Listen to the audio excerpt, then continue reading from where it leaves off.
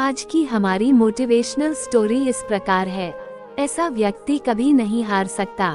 बहुत पुरानी बात है, एक जंगल में एक गुरुकुल था जिसमें बहुत सारे बच्चे पढ़ने आते थे। एक बात की बात है, गुरुजी सभी विद्यार्थियों को पढ़ा रहे थे, मगर एक विद्यार्थी ऐसा था जिसे बार बार समझाने पर भी समझ में नहीं आ रहा था। गुरुजी को बहुत तेज से गुस्सा आया और उन्होंने उस विद्यार्थी से कहा, जरा अपनी हथेली तो दिखाओ बेटा।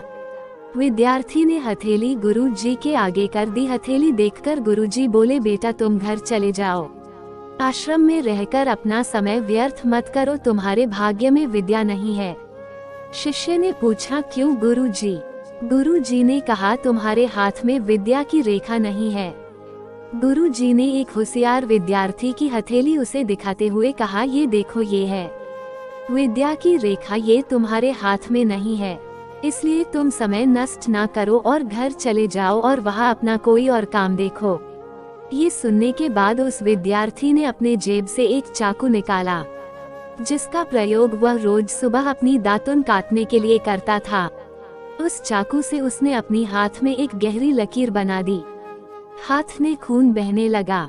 तब वो गुरुजी से बोला, मैंने अपने हाथ में विद्या की रेखा बना ली है गुरुजी। ये देखकर गुरुजी द्रवित हो गए और उन्होंने उस विद्यार्थी को गले से लगा लिया। गुरुजी बोले, बेटा तुम्हें विद्या सीखने से कोई ताकत नहीं रोक सकती है। दृढ़ निश्चय और परिश्रम हाथ की रेखाओं को ही बदल देती है।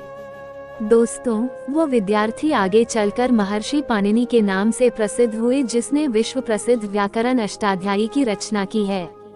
इतनी सदियां बीत जाने के बाद भी आज 2700 वर्षों बाद भी विश्व की किसी भी भाषा में ऐसा उत्कृष्ट और पूर्ण व्याख्या का ग्रंथ अब तक नहीं बना।